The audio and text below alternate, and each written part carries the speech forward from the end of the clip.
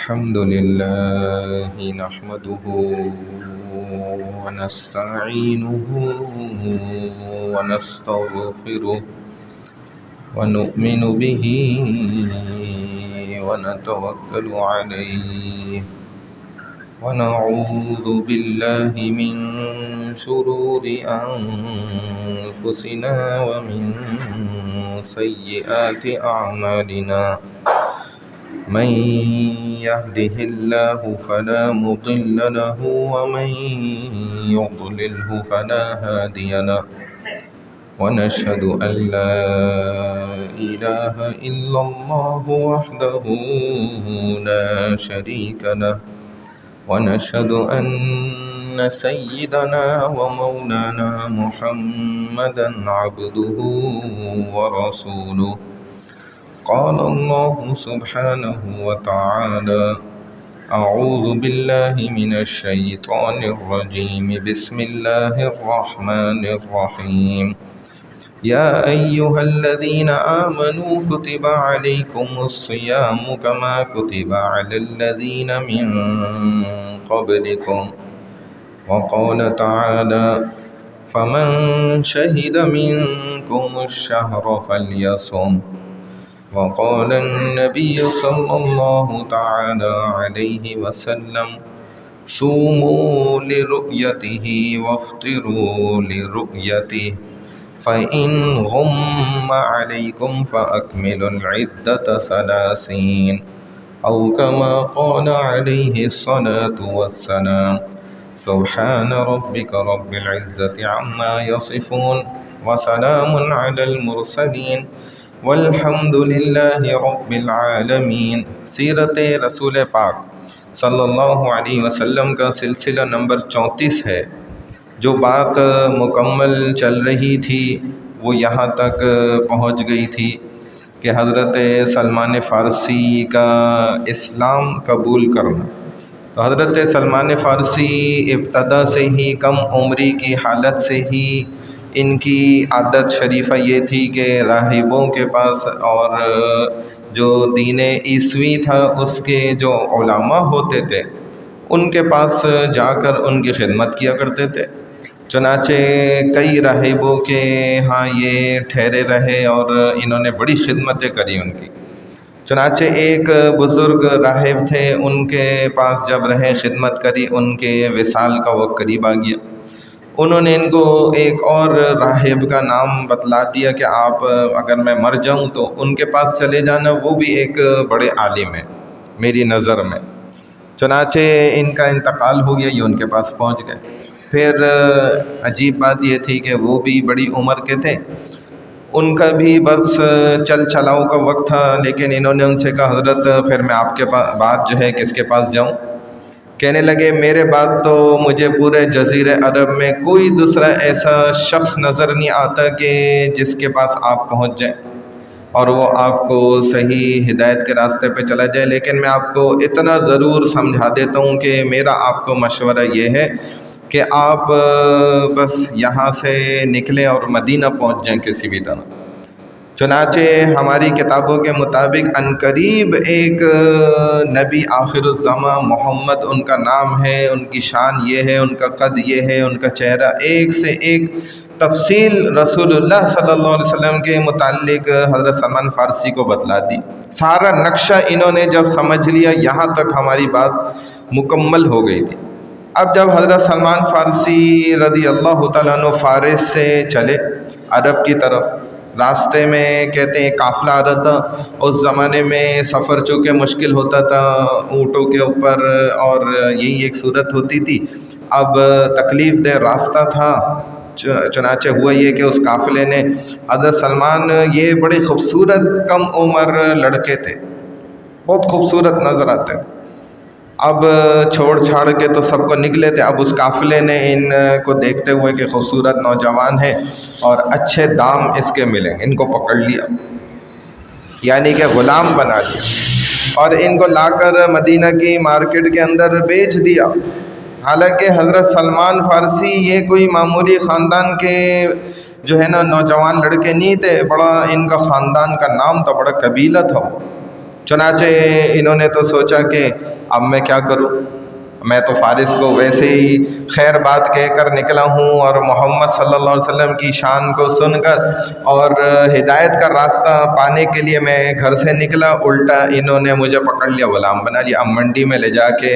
جو ہے ان کو بیچ رہے۔ اب یہ سوچ رہے میں کس منہ سے ان کو سمجھاؤں، میں تو رئیس خاندان کی اولاد ہوں،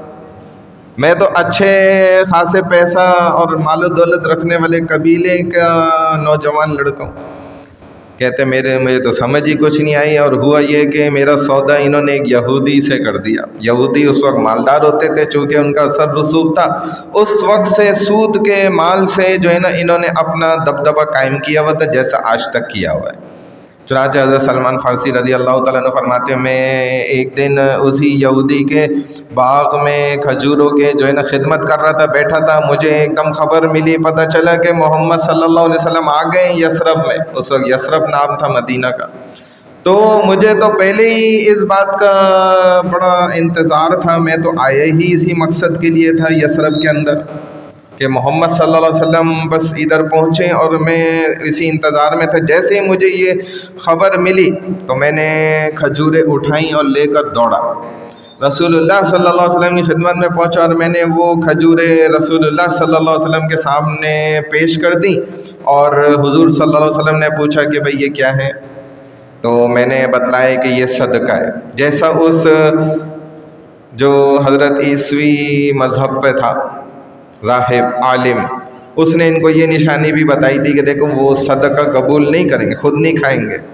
چنانچہ انہوں نے نشانیاں معلوم کرنے کے لیے رسول اللہ صلی اللہ علیہ وسلم کے سامنے جب پیش کر دیا، پوچھا صدقہ ہے، بتلا دیا، تو صحابہ کو لے کر رسول اللہ صلی اللہ علیہ وسلم نے فوراً وہ کھجوریں دے دیں کہ بھئی آپ لوگ کھا لیں، اور خود نہیں کھائی۔ اور یہی نشانیاں دیکھنا چاہتے تھے کہ واقعی پہچان ہو جائے، جو پوری اس نے مجھے نشانیاں A to Z بتائی ہیں وہ ان کے اندر پوری اتر جائیں کہ وہ صدقے کا مال نہیں کھائیں گے۔ لہذا اس نے کہا بھئی پہلی نشانی تو پوری ہو گئی، دوسری بھی نظر آ رہی ہے، خوبصورت چہرہ ہے، اور پتہ لگ رہا ہے کہ یہ واقعی کوئی عام انسان نہیں ہے، یہ اللہ کا نبی ہی لگ رہا ہے، نام بھی جو اس نے بتایا تھا محمد ہے، تو وہ ان کا نام ہے۔ اور جو بقیہ نشانیاں بتلائی تھیں وہ بھی سمجھ آ رہی ہیں کہ مکہ سے ہجرت کر کے مدینہ میں آئیں گے، وہ یہ وہی ہیں، بالکل قد کاٹ اور ان کا چلنا اور ان کا جو ہے نا انداز، اور ان سے اگر گفتگو کر لی جائے ملتے ہی ایک ان کا روب آ جاتا ہے، اور تھوڑی دیر بات چیت کر لی جائے تو شوق اور محبت آ جاتی ہے دل کے اندر۔ کہتے ساری نشانیاں ایک لمحے میں پوری ہوتی چلی گئیں۔ کہتے میں ملا کے چلا گیا، اگلے دن پھر آیا، پھر میں کچھ کھجوریں لایا، میں نے پیش کی، رسول اللہ صلی اللہ علیہ وسلم نے پوچھا کہ یہ کیا ہے؟ میں نے کہا کہ یہ ہدیہ ہے، تحفہ۔ تو بس رسول اللہ صلی اللہ علیہ وسلم نے اپنی طرف کھینچ لی اور آپ نے قبول فرمائی، اور آپ بھی کھانے لگ گئے، اور صحابہ کو بھی بولا بھئی کھاؤ۔ کہتے ہیں اب یہ نشانی پوری ہو گئی۔ میں نے جیسے دیکھا انہوں نے مجھے سمجھایا تھا کہ ہدیہ قبول کریں گے اور کھائیں گے بھی، صدقے کو قبول نہیں کریں گے۔ اب جو آخری نشانی رہ گئی تھی وہ یہ تھی کہ میں نے ان کے دونوں شانوں کے درمیان مہر نبوت جو ابری ہوئی تھی نا، وہ دیکھنا باقی رہ گیا تھا۔ اب وہ دیکھنا میرے لیے بڑا مشکل ادب کام تھا کہ میں ادب کا لحاظ رکھتے ہوئے ایسا کہہ ہی نہیں سکتا تھا کہ یا رسول اللہ، اللہ کے رسول، آپ ذرا یہ قمیض اتار کے مجھے مہر نبوت تو دکھا دیں۔ یہ کہنا تو ان کی شان کے بھی خلاف تھا، اور میرے اندر اتنی ہمت اور طاقت بھی نہیں تھی کہ میں ایسی بے ادبی کر جاؤں، کیونکہ حضور تو اس وقت دیکھا جائے تو وہ تو بادشاہوں کی مانند تھے ماشاءاللہ۔ مدینہ میں تو آپ کا بڑا روب اور دبدبا تھا،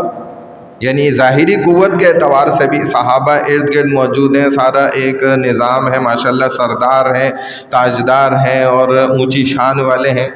اب ایک دن کہتے ہیں حضور صلی اللہ علیہ وسلم بقیت الغرقد کے کنارے نا نبی کریم صلی اللہ علیہ وسلم بیٹھے تھے، اور آپ پر ایک کپڑا چادر ایک ایسی تھی جیسے وہ نا نیچے کو لٹک بھی رہی تھی اوپر کی جانب سے، اس کو جو ہے نا عربی کے اندر حلیہ کہا جاتا ہے، حلیہ۔ اب وہ جو ہے نا آپ ردا اور ازار باندھا کرتے تھے، یعنی کہ ایک چادر ہوتی تھی اوپر نیچے جو ہے نا تہبند کی مانند ایک ازار باندھتے تھے، تو ایک کپڑا ہوتا تھا جو نیچے کو لٹکتا تھا۔ تو ایسے انداز میں حضور صلی اللہ علیہ وسلم ایک جگہ کھڑے تھے، تو میں بھی دور سے ذرا غور کر رہا تھا، دیکھ رہا تھا، اور دل میں دعا بھی کر رہا تھا، اور ہوا بھی چل رہی تھی کہ اے کاش یہ ہوا کچھ تیز چل جائے اور رسول اللہ صلی اللہ علیہ وسلم نے جو یہ کپڑا ہاتھ سے پکڑا ہوا ہے اس کو آپ چھوڑ دیں اور یہ ذرا سا اڑ جائے، تو پیچھے سے جیسے ہی وہ اڑے گی، کپڑے کی حالت اڑنے کی ہوگی، تو مجھے اگر مہر نبوت ہوئی تو نظر آ جائے گی۔ کہتے ہیں اسی کے لیے میں ایک قریب نہ آ کے ایک آڑ میں چھپ کے نہ کھڑا ہو گیا اور دل میں دعا کر رہا ہوں، یا اللہ ایسا ہو جائے، یا اللہ اللہ کرے ایسا ہو جائے، ہوا چل جائے اور یہ ہاتھ بھی چھوڑ دیں اور یہ اڑ جائے اور مجھے مہر نبوت جو ہے نا فوری طور پہ نظر آ جائے۔ اب کہتے ہیں میں جیسے ہی وہاں کے کھڑا ہوا، حضور صلی اللہ علیہ وسلم نے مجھے فرمایا سلمان ادھر آ جاؤ۔ میں تو آڑ میں چھپ کے کھڑا ہوا تھا، کہا کہ بھئی سلمان آ جاؤ ادھر نکل کے۔ کہتے میں چپ کر کے آ گیا، اور جس مقام پہ چھپا تھا مجھے حیرانگی بھی ہوئی بڑی، یہ کیا؟ تو خود کہتے ہیں رسول اللہ صلی اللہ علیہ وسلم نے پاس بلا کے اپنی چادر مبارک اتار کے نہ ہٹا کے اور کہا کہ یہ دیکھو، اور فرمانے لگے اے سلمان آخر تیری کتنی نشانیاں باقی رہ گئیں اسلام قبول کرنے میں، یہ تو بتا دو، اور کتنی نشانیاں رہ گئی ہیں؟ کہتے میں تو ہکا بکا کھڑا رہ گیا کہ ان کو کیسے پتہ چل گیا کہ میں ان کے اندر ساری نشانیاں تلاش کر رہا ہوں جو مجھے اس عیسوی مذہب کے عالم نے سمجھائی تھی۔ تمہاری نشانیاں اے سلمان اب تک پوری نہیں ہوئی، اب تو پوری ہونی چاہیے نا۔ کہتے میں شل، اور مجھے فرمایا، میں نے بھی کہا پھر ٹھیک ہے یا رسول اللہ کلمہ پڑھا دے، میں مسلمان ہو جاتا ہوں۔ یعنی ہر صحابی کا آپ دیکھیں اسلام قبول اسلام، یہ عجیب یعنی واقعات ہیں، حیرت انگیز واقعات ہیں۔ اس طرح حضرت سلمان فارسی کا بھی اسلام قبول کرنا ہجرت کے بعد مدینہ منورہ کے عظیم واقعات، دیگر واقعات میں سے ایک واقعہ تھا۔ چنانچہ کہتے ہیں کہ اسی طرح اذان کا متعین ہونا یہ بھی مدینہ منورہ کا واقعہ ہے، عظیم واقعات میں سے۔ پھر اسی طرح حکم صیام یعنی کہ روزوں کا فرض ہونا، یہ بھی مدینہ منورہ میں روزے رکھنا فرض قرار دیے گئے۔ اس سے پہلے حضور صلی اللہ علیہ وسلم نے دیکھا کہ 10 ذی الحجہ عاشورے کا روزہ جو ہے نا 10 محرم کا،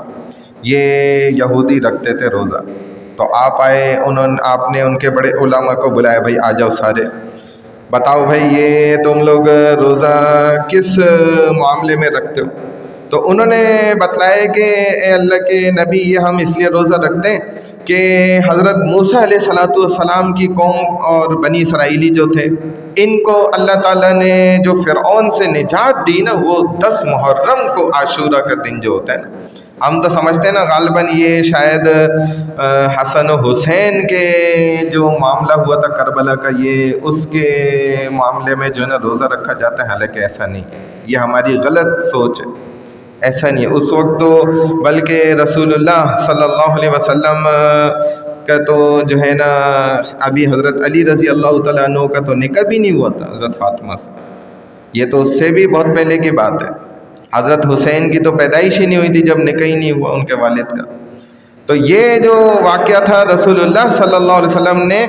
ان سے جب پوچھا، انہوں نے بتلایا کہ یہ ماجرا ہے، تو نبی علیہ السلام نے فرمایا کہ بھائی موسیٰ تو میرے زیادہ قریبی نبی بھائی ہیں، چنانچہ میں ان کے اس یعنی کہ خوشی میں کہ جو فرعون سے نجات ملی ان کو اور ان کی قوم کو، میں اس خوشی کے اندر جو ہے نا 9 اور 10 کا روزہ رکھوں گا، یا پھر 10 اور 11 کا روزہ ملا کے رکھوں گا، یعنی کہ تشبہ بالیہود میں عبادات اور دین کے معاملے میں برداشت نہیں کروں گا۔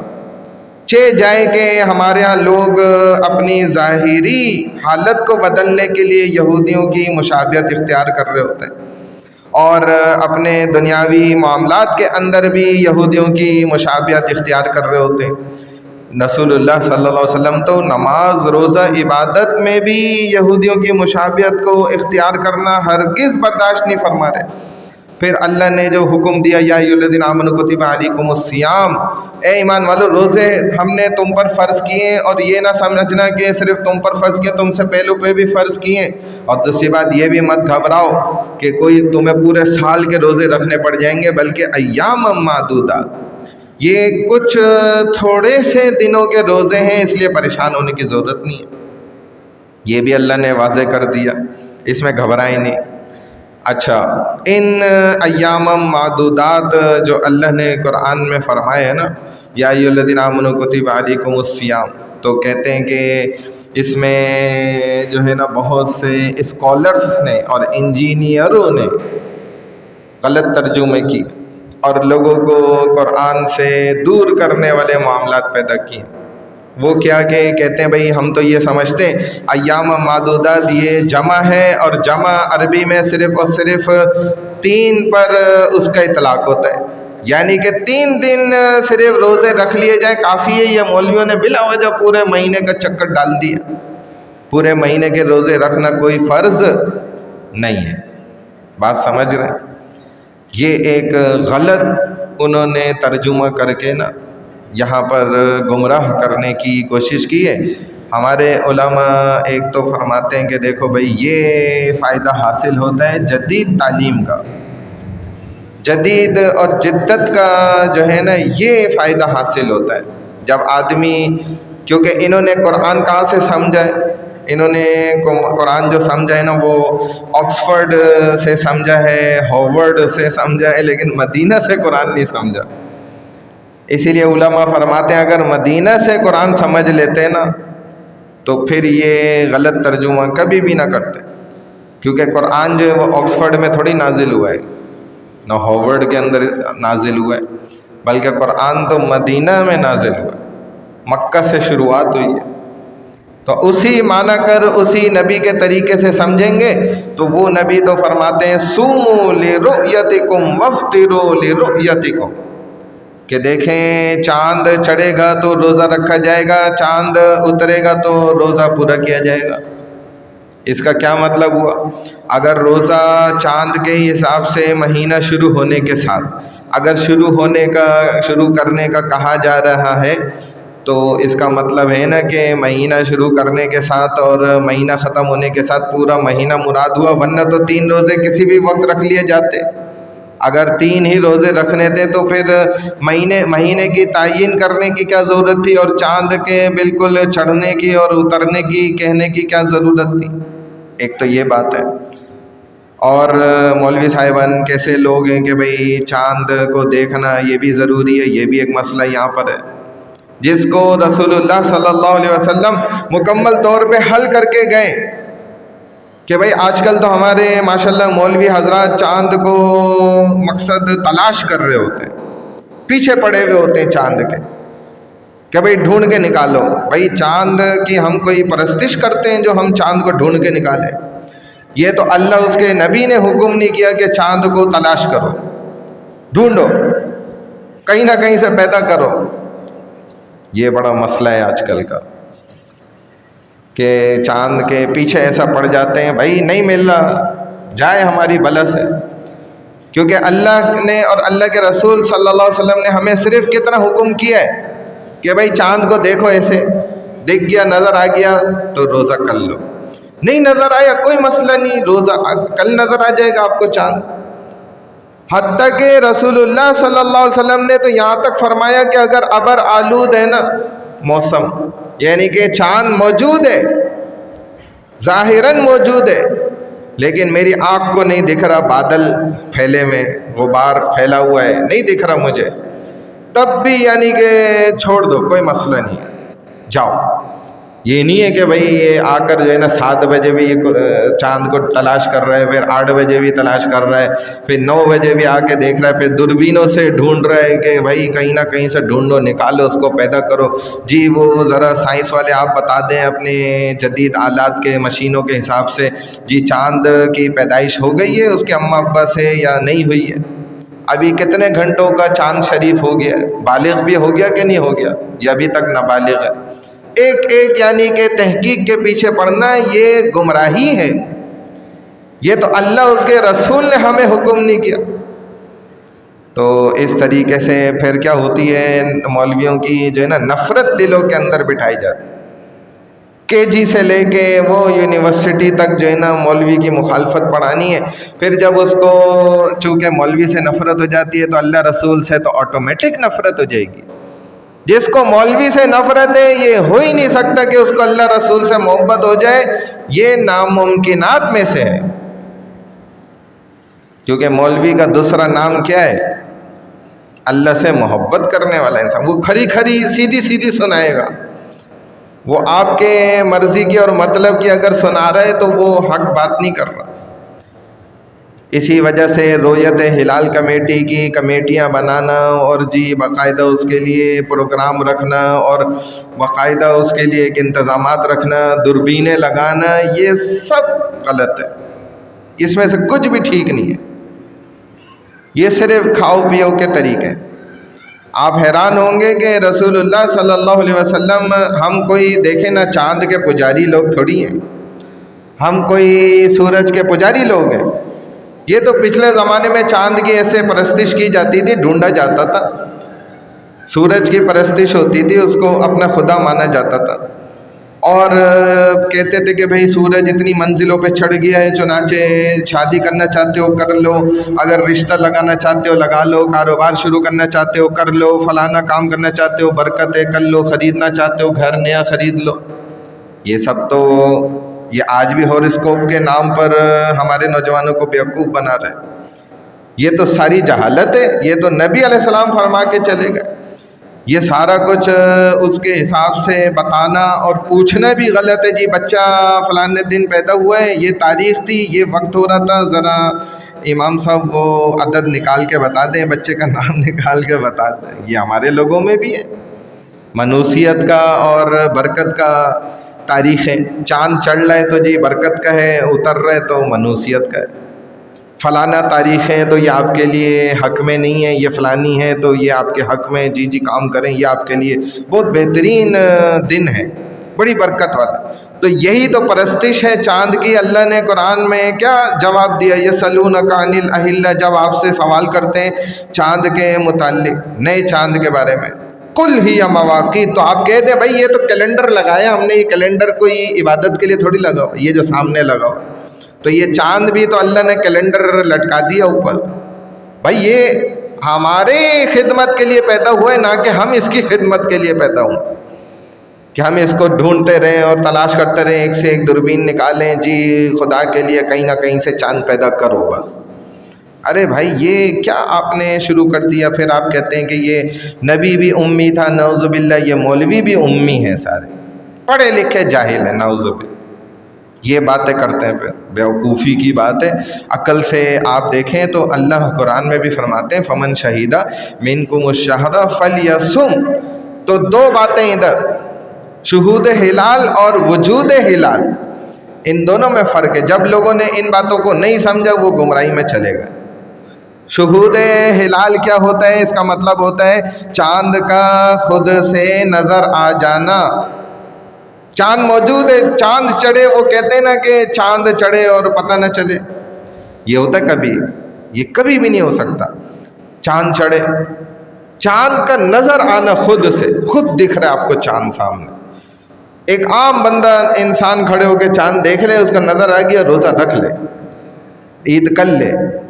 نہیں نظر آ رہا نہ کرے۔ اور وجود ہلال کیا ہوتا ہے کہ بھی چاند کو ڈھونڈنا، تو ہم کوئی بھی بھائی، ہم مسلمان الحمدللہ پجاری نہیں ہے چاند کے کہ اس کی پرستش کرنی ہے، جی تلاش کرو خدا کو، نکال کے لے کر آؤ، یہ ہم نہیں کرتے۔ تو اسی طرح شہود ہلال یہ تو جائز ہوا، وجود ہلال تھوڑی جائز ہوا۔ ہم وجود ہلال کے لیے پیچھے لگے ہوئے کہ جی کسی بھی طریقے سے بس جو ہے نا چاند کو ڈھونڈو، اس کے علاوہ ہمارے پاس کوئی راستہ نہیں ہے، ایسا نہیں ہے۔ تو یہ بات الحمدللہ ہو گئی۔ اب آگے آ جائیں تو آگے ہمارے لیے جو چیز حلال ہے وہ صرف اور صرف شہود ہلال ہے، وجود ہلال نہیں ہے۔ تبھی حضور علیہ الصلوۃ والسلام نے فرمایا فَإِنْ غُمَّ عَلَيْكُمْ فَأَكْمِلُوا الْعِدَّةَ 30، یعنی کہ اگر چاند سامنے موجود بھی ہے ظاہراً لیکن بادلوں کے اندر چھپا ہوا ہے، تب بھی آپ نے فرمایا کہ اس کا مقصد ہے جب تمہیں نہیں دکھ رہا نا چاند، تو اس کا مطلب چاند نہیں ہوا، چاند نہیں ہوا۔ اگرچہ ہماری مشینریاں کہہ رہی ہوں کہ بھئی 48 گھنٹے کا چاند بالغ مکمل ہو چکا ہے، اگرچہ ہماری مشینری پھر بھی کہہ رہی ہو، لیکن ہمارے شریعت کے حساب سے چاند نہیں ہوا۔ اسی لیے قرآن میں بھی اللہ نے اس کا واضح جواب دے دیا، یسألونک عن الاہلہ قل ہی مواقیت للناس۔ پھر اسی طرح جو یہ عرفات کا دن متعین کر دیتے ہیں نا وہاں عرب کے اندر، بھئی چاند نظر آ گیا تو انہوں نے واقعی 8 ذی الحجہ متعین کر دی، اور جی کل جو ہے نا 9 عرفہ کا دن ہوگا، اور یہ سمجھ لیں فرض کر لیں کہ یہ انہوں نے اگرچہ غلطی کر دی، یا پاکستان میں ایسی غلطی ہو گئی، یا پوری دنیا میں کسی ملک میں ایسی غلطی ہو گئی کہ جی کل عید ہے لیکن فیصلہ ہو گیا کہ جی کل روزہ ہے، تو اس کا بھی مسئلہ سمجھ لیں، یہ بھی کوئی مسئلہ نہیں ہے۔ رسول اللہ صلی اللہ علیہ وسلم اس مسئلے کو بھی حل فرما کے گئے۔ آپ نے فرمایا الضحیٰ یوم اظہر المسلمون والفطر یوم فطر المسلمون، کہ دیکھو جس دن مسلمانوں نے عید منا لی نا بس وہی دن عید کا ہے، اور جس دن مسلمانوں نے اگر غلطی سے بھی کوئی غلطی کر دی تو کوئی مسئلہ نہیں ہے، اگر یوں سمجھ لیں کہ 8 تھی انہوں نے 9 سمجھ لی، ٹھیک ہے نا، واقعی میں وہ 9 نہیں تھی، تو اللہ کیا کریں گے، اس 9 کو ہی 9 بنا دیں گے۔ اگر مسلمانوں نے اس دن عید کر لی، مسلمانوں نے اس دن قربانیاں کر لی، تو اللہ کے رسول صلی اللہ علیہ وسلم واضح فرما رہے ہیں کہ مسلمان جس دن عید منا لیتے ہیں اللہ اسی دن کو عید بنا دیتے ہیں۔ اب بتائیں کوئی بھی گناہ گار نہیں ہوا اس حدیث کے مطابق، کوئی گناہ گار ہوا؟ نہ سرکار گناہ گار ہوگی، نہ جو سارے ماشاءاللہ مسلمان ہیں وہ بھی گناہ گار نہیں ہوں گے، جب اللہ کے نبی ہمیں اتنی زبردست عظمت والی بات اور پوائنٹ سمجھا رہے۔ اور رمضان کے روزے آپ دیکھیں یہ بھی فرض ہوئے ہجرت کے بعد۔ پھر ایک واقعہ ہے صرف آخری، وہ سنا کے ہم انشاءاللہ دعا کرتے ہیں، جو مدینہ میں ہی خاص واقعات میں سے پیش آیا سریہ کا۔ اور سریہ وہ جماعت ہوتی ہے، وہ فوج ہوتی ہے کہ جو بھیجی تھی حضور صلی اللہ علیہ وسلم نے، اور جس میں خود رسول اللہ صلی اللہ علیہ وسلم بنفس نفیس موجود نہ ہوں، اس جماعت اس فوج کو کیا کہا جاتا ہے؟ سریہ کہا جاتا ہے۔ تو وہ جس میں حضور صلی اللہ علیہ وسلم خود موجود ہوں وہ غزوہ کہلاتا ہے۔ چنانچہ 3 سریہ نبی علیہ السلام نے بنا کر بھیجے تھے مدینہ سے۔ پہلا سریہ جو تھا، ان تمام سریوں کو اس لیے بنایا گیا تھا کہ وہ حملہ کریں گے مختلف قافلوں پر۔ تو جو 3 سرایہ بھیجے گئے، پہلا سریہ جو بھیجا وہ بنی زمرہ والوں نے اس قافلے کو روک دیا جو قریش کے قافلے پر حملہ کرنے آئے تھے۔ انہوں نے کہا کہ بھئی آپ ہماری حدود میں حملہ نہیں کر سکتے، ہماری حدود سے یہ قافلہ باہر نکل جائے پھر بلا شک آپ حملہ کریں، لیکن ہمارے حدود کے اندر رہتے ہوئے آپ ان پہ حملہ نہیں کریں۔ یہ پہلا قافلہ سریہ جو حملہ کرنے کے لیے رسول اللہ صلی اللہ علیہ وسلم نے بھیجا تھا، اس طرح وہ قافلہ ان سے جو ہے نا چھوٹ گیا، نکل گیا، اور یہ مسلمان جو ہے خالی واپس آ گئے۔ دوسرا سریہ جو تھا وہ حضور صلی اللہ علیہ وسلم نے بھیجا، بنی قدلج قبیلہ تھا، اس نے اس کو روک دیا، یہی وجہ تھی، یہ بھی سریہ جو ہے نا واپس آ گیا۔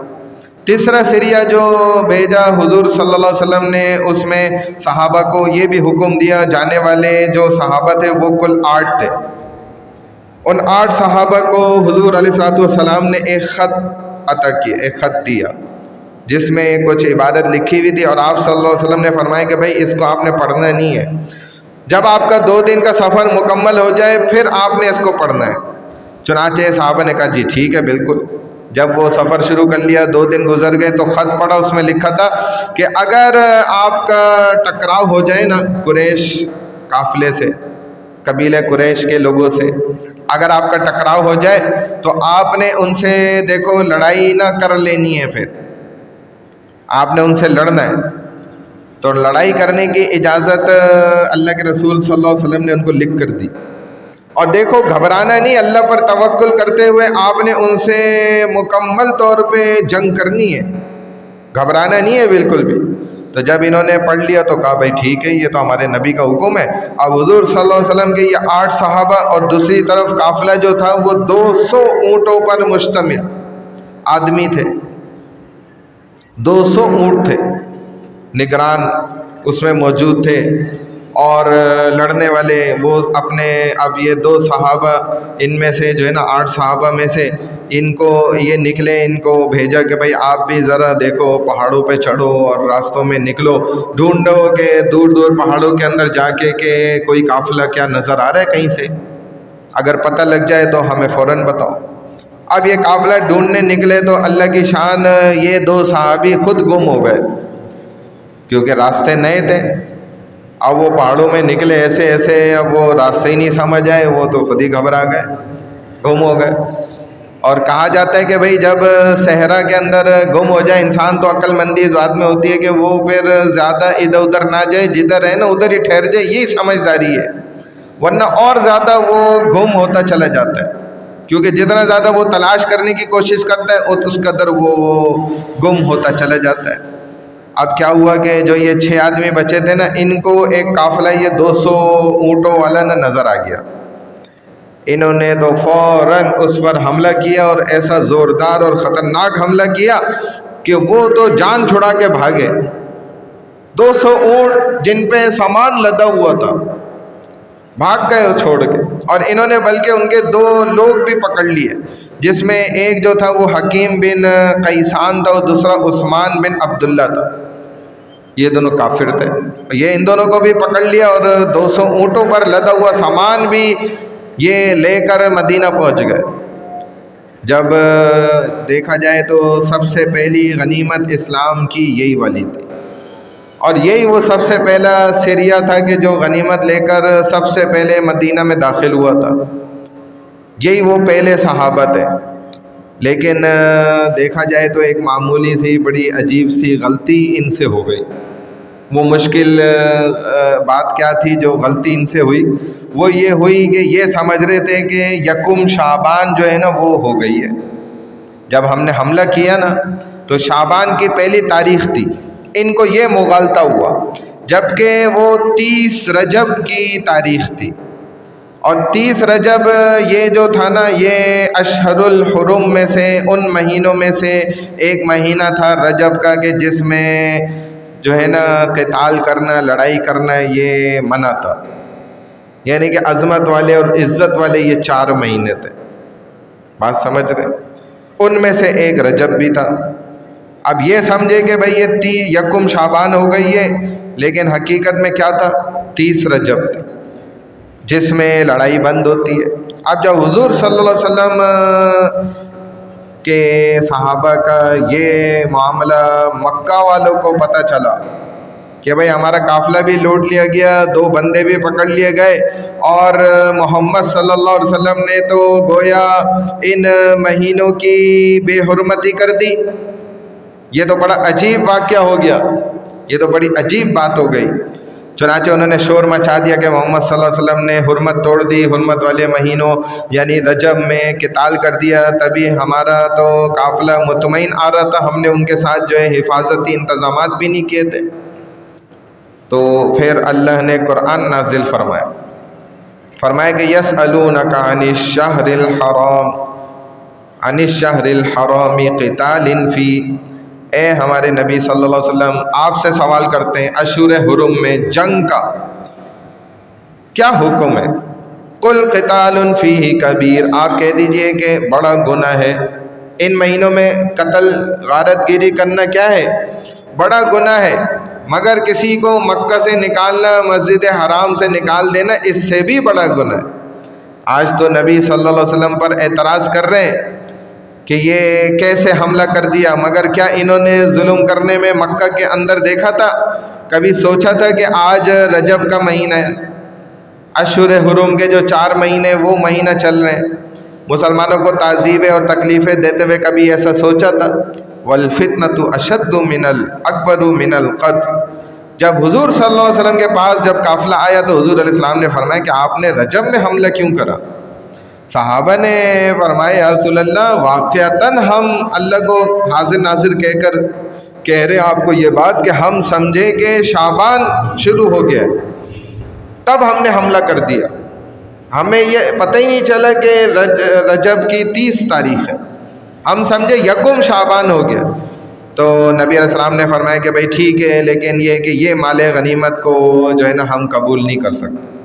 یہ مال غنیمت ہمارے لیے